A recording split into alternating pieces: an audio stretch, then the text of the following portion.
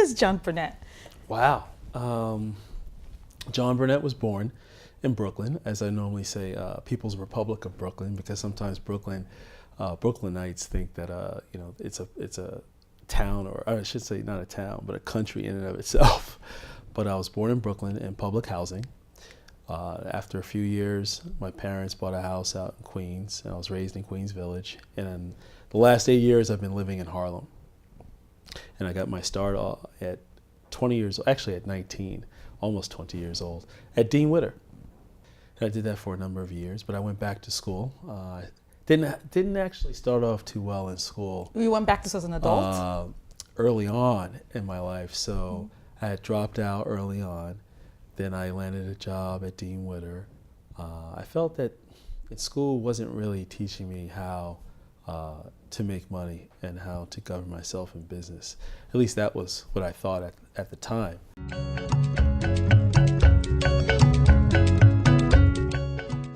The Comptroller is the Chief Financial Officer of the city, with the primary responsibility to oversee the management of the pension funds, 5 pension funds, which currently is about $140 billion. So that's the primary goal, is to make sure that we reach the annual rate of return and that it has the proper governance and management structure. So the second responsibility, in my view, is to oversee the management of the annual budget, which is approximately $70 billion, which is a lot of money. It is a lot. And then the third responsibility is to audit the city agencies, which can be very challenging, but definitely I'm up to the task. And I think, in my personal view, that whoever the comptroller is should be independent. It should not be someone that's been around for 40 years and pretty much knows everyone. So that way, how can you actually review someone objectively that you already know and that you relied on in the past for your political aspirations and will rely on those same individuals in the future? I'm quite sure there's a lot of wasteful spending and corruption. We've seen a lot of corruption over the last year with several political figures either being indicted and some of them actually being convicted. So I think that government corruption is definitely prevalent, and you need someone that is objective and an outside, I should say a government outsider. It's extremely important. And then also the responsibility also includes registering all of the city contracts. Sometimes pushing back on some that don't make sense, getting further clarification. And what I would also like to do when I am comptroller is to audit them in the sense of taking a look back.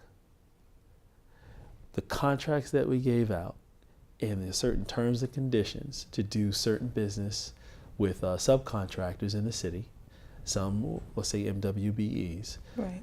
Which stands for? I'm sorry, minority and women-owned businesses. Right. Was that executed? And if it wasn't, then we need to go after them, which is known as a clawback. So they would have to give back a percentage because they didn't hold up to their end of the bargain. What would you bring to this role? You mentioned being independent. Sure. What are some I have a of your 23-year experience, 23 years of experience in financial services. So I know how money should be invested.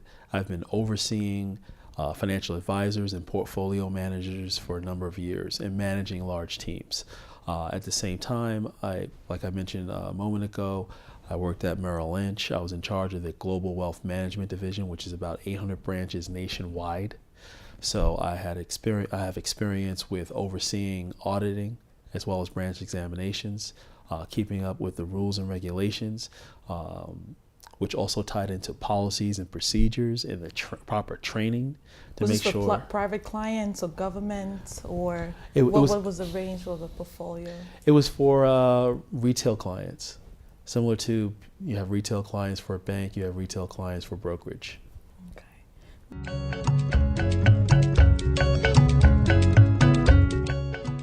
That's the way I see it.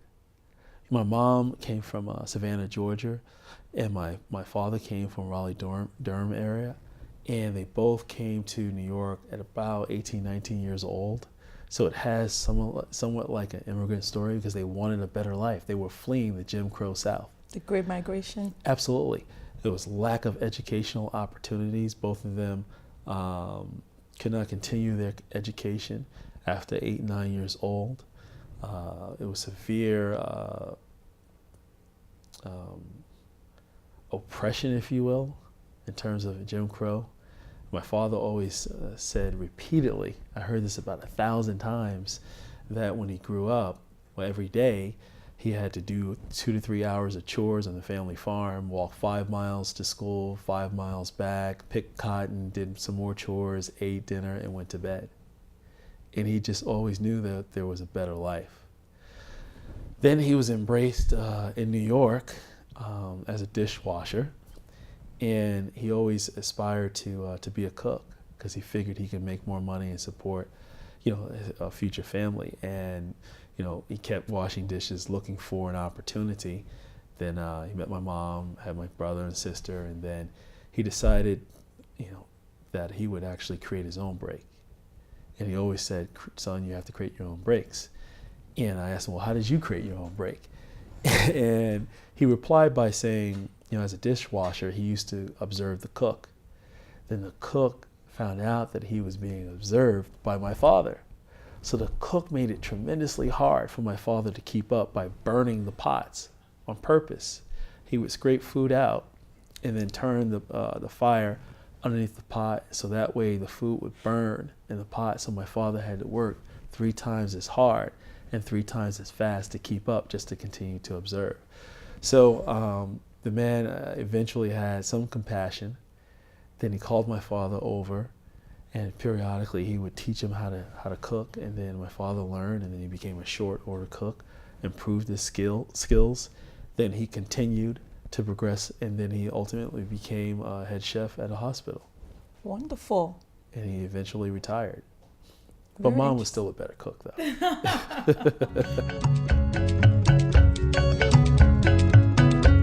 When I was at McGraw-Hill Financial, in addition to my day job, being a director of a global operation, I was head of their diversity and inclusion for one of 3 operating segments globally. So I pushed those initiatives there and procured many changes.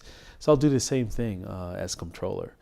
You have to reach out and make sure we have an inclusive bidding process with minority-owned businesses as well as women-owned businesses, and make sure that it's not just a plan on paper. Many people have a concept that activity means accomplishment. All it means is that there's a plan on paper, but you have to have a strategic plan with executable steps to make sure that that plan becomes a reality. And I did some review. The city does approximately 3.1% with minority-owned businesses. Sometimes it fluctuates as high as 3.5 or 3.6, which is still considerably low when you compare it to the state, which is currently 9.6%, with aggressive plans to go to 20%. So I think it's not just having a plan, but also reaching out and then looking at the procurement process. Generally, the businesses are smaller, so the red tape has to be done away with. I think we can have risk mitigating controls and a proper procurement process without killing a number of trees to make sure that we have a thick file. That's unnecessary. We don't need thick files. We need people coming to do business with the city and making sure that whether you're a minority, woman-owned business, or some other type of business, making sure that you're doing businesses and hiring subcontractors within the city and not taking those dollars outside the city, enriching some other demographic or some other, I should say, city or state. Right. So we want those dollars to continue to circulate within our economy and addressing the double-digit unemployment in the Black and Hispanic communities, which is nearly twice the national average, which shouldn't be. We're a city of opportunities. We shouldn't have double-digit unemployment. Now, a lot of our mosques and a lot of our restaurants are being forced out. One of our biggest mosques, Imam Konate's, he's pretty much they're going to be closing out. What will, when you think about funds and auditing agencies, how will these agencies, reach out to the really, really hard to reach communities like the African immigrants? Because we're the newest immigrants in the city, so the tentacles just don't get right down to us. Like Sandy, for instance, we didn't get the funding. Imam Konate's, he has 5,000 faithfuls in his mosque. They're about to shut down just because we just don't know how to reach out to the agencies, and the agencies also don't know how to reach out to us. So as you be evaluating, you said the third thing you listed as one of one of the duties of a controller is to evaluate and audit agencies. How would you audit these agencies to make sure that they are reaching out to hard to reach communities, not just the same communities over and over, while they're New Yorkers who are being left behind? Right. Actually, some resident owners, I should say homeowners in Breezy Point reached out to me and said that we're still waiting on Sandy funds. So I think there's a lot of people across a wide range of demographic that still haven't been embraced by Sandy funds. And as you pointed out, there's some religious organizations that have not received funds. So I think that's something that I would definitely look at with respect to how funds are being doled out. And I think going forward, hopefully we don't have another Sandy or another Rita situation, but we have to embrace for the worst, right? So I think it's very important to have a task force. I want to look at how things were done, do a lessons learned, penalize those that did not appropriate funds correctly, and make sure that we correct that situation. But I think it's equally as important to be proactive. And I think to be prepared for something that may happen again like Sandy, to make sure we have a task force, that we have a systematic approach to disperse funds. We have a systematic approach to see, okay, where the hard-hit areas, second, third, and then have a general plan to make sure that the funds are received and not held up in bureaucracy, that they're expedited to get to the people, and that we have approved vendors that have been pre-screened based upon a wide range of needs that people people would need based upon various types of catastrophes, to make sure that they could meet those needs immediately. So that way we have the funding, we have the resources, put those two together with the proper oversight, and that person that's ultimately responsible within that department, the task force, if you will have the sole responsibility of reporting to the mayor as well as myself, to make sure it gets to the needs of the people. And if it's not, then we want to make sure they have access to report it, and that it comes directly to the mayor and myself to make sure we can look into it and place the right amount of pressure to get to the people. Great. Because people are paying high amount of taxes. That's right. Let's be clear here. New York is the highest place to pay taxes in America. So when people are in need, we should respect the fact that they, involuntarily paid their taxes, and make sure they get their needs are met during catastrophes. Good.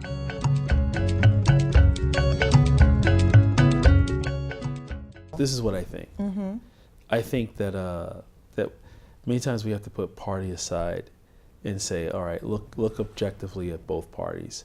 Many times there are individuals that at times don't represent the Democratic Party well. And the same holds true for the Republican Party. But in terms of, but the Republicans have a philosophy to embrace all and think that all have an opportunity for freedom and to pursue their dreams. So I think that's true. I think, generally speaking, that is, I think the focal point is to grow the economy, So that way, those that are already here and those that aspire to come here can continue to come here and will have something for them when they get here. I think there are a lot of people out of work across various ages and demographics. So I think we have to focus on growing the economy, having a fair and equitable immigration reform. Both sides have to come together and say what is fair for those that are already here. I'm a family person. My father is a pastor, so I was going to church before I was born. I was going to church in the womb. So and family values and principles are very near and dear to me. So I'm for the proper handling of those that are actually already here and giving them a path to citizenship. I think that's fair. I'm not one to break up families, but if you have done violent acts or broken the law, then I think you violated or forfeited your right to actually be here. I think I agree with that, and those that agree with that philosophy. But I think that we do have to make sure that we're fair and equitable and treat people like human beings and stay true to what America truly represents. Well, this is because really we are a country of diversity. That's how we got started, in terms of opening the doors up to everyone. Now, some of us came on a different type of ship, but we resolved that, and there's a lot of opportunity that we need to take advantage of, no matter whether you came openly or unwillingly. Right. We're here now. This is a land of opportunity, and I think we all have, if we all take personal responsibility once we're here to make the best of your dreams, then I think we'll be all right in the future. We want to make sure that our families don't get disconnected, that our Absolutely. undocumented folks, I'm not get breaking together. up families. So where can folks reach you in case they want more information? Because I know a lot of people are going to want to know Who is more. this black Republican? Right? Where's the guy They're came going to from? want to know more. So where can folks reach you? Well, let me just make it clear that they didn't just find me on the street corner or anything of that nature. I've been a Republican for quite some time. But to answer your question, it's www.johnburnett2013.com. And my email address is info@johnburnett2013.com. And the donate button far to the right is fully functional. Because the campaign doesn't work on water, right? Exactly. And just as a quick note, when we look at and I embrace everyone. I have a lot of Democratic friends. I have some Independence Party friends. We get along well. But I just wanted to make a point in terms of our party, the Republican Party. It started with Lincoln. And Lincoln forever changed the course of this nation. Then 100 years later, Martin Luther King, a preacher man, with a lot of support of both black, white, and others, forever changed the course of this nation. Did I hear he was registered and Republican? He was a proud, registered Republican. Very interesting. And many people, it wasn't the Republicans, many people called him a communist for his views of freedom and opportunity.